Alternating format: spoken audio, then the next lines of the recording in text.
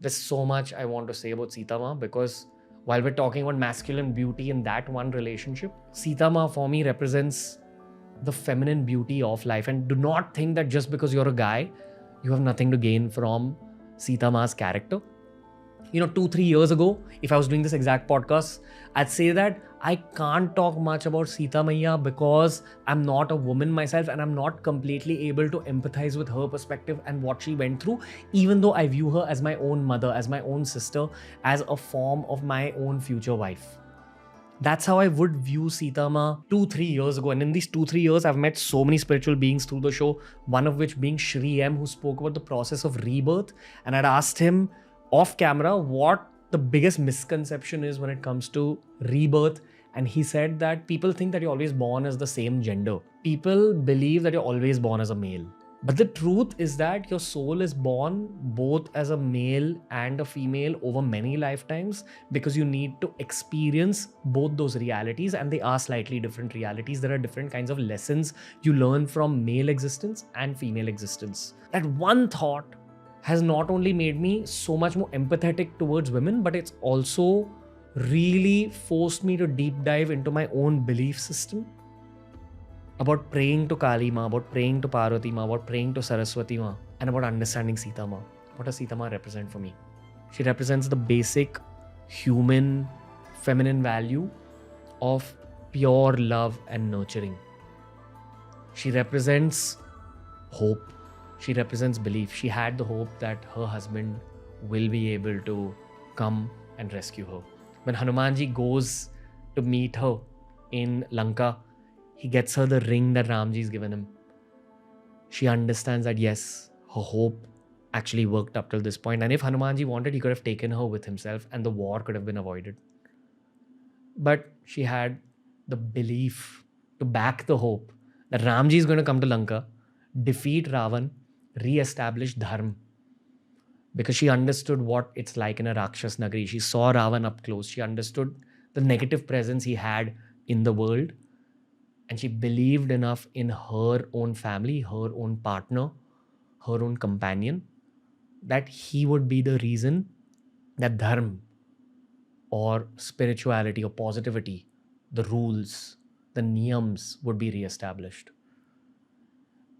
Really trying to understand the relationship of Lord Ram and Sita Ma has taught me so much about the ideal kind of relationship that one should strive for in this era, where open marriage is a thing, where divorces are rampant, where people date so many people treat other human beings like options, people cheat on each other, people are dishonest with each other, people lie to each other. There's so much to learn from just studying the relationship of Sita Ma and Shree Ram. I'm still diving much deeper into learning about Sita Ma. But other than hope and belief, the third aspect that she represents for me is love. I want to repeat something that I learned from Ami Ganatra on a fantastic Hindi podcast that we'd done a year ago. In Valmiki's Ramayan, there is a dialogue that Shree Ram tells Ma Sita. The dialogue is the following. त्वया विना स्वर्गमपि न रोचये, तेरे बिना मुझे स्वर्ग भी नहीं चाहिए. Without you, I don't even want heaven. If I'm getting heaven, I want you with it. That doesn't just happen.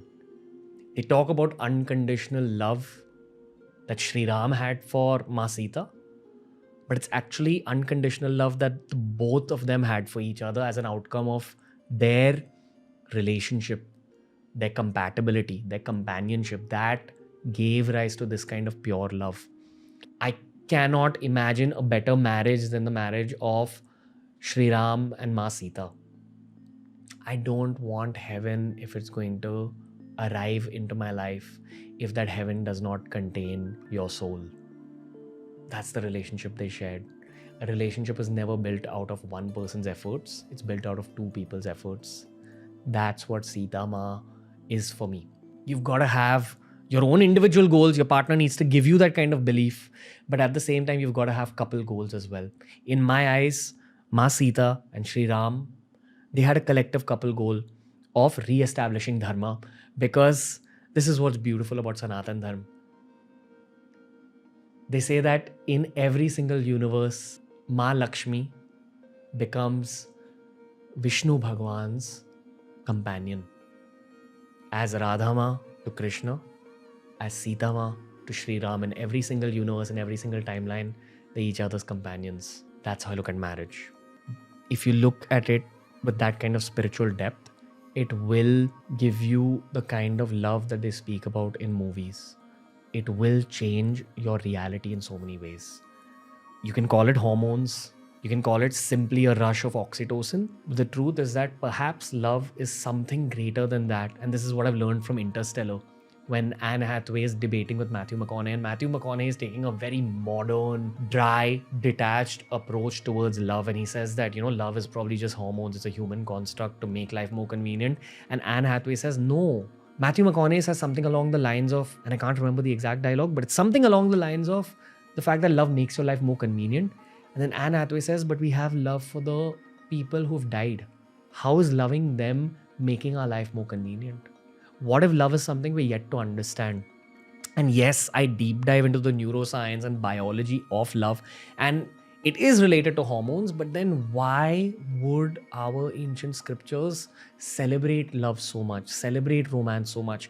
A detached Sanatani way of looking at it is that the purpose of romance is to teach you to have love for the divine. The love that you feel towards your partner is actually meant to be directed towards the divine, and that's how a lot of monks look at life.